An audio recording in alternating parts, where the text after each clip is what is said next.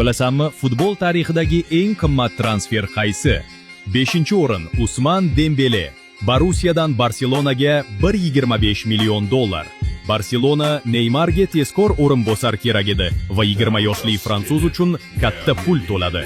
4-o'rin Joao Felix. Benficadan Atletico Madridga 127 million dollar. Atletico unda katta iqtidor ko'rdi va pulni ayamadi, ammo oxir-oqibat bu transfer o'zini oqlamadi.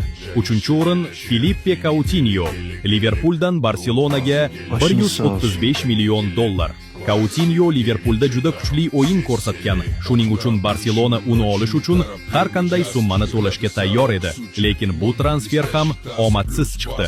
2-o'rin Kylian Mbappe. Monacodan PSJga.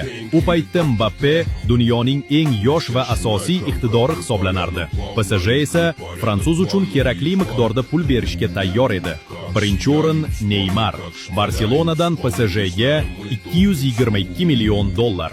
Neymarning PSJga o'tishi hali ham futbol tarixidagi eng qimmat transfer hisoblanadi va yaqin orada hech kim uni ortda qoldira olmaydi.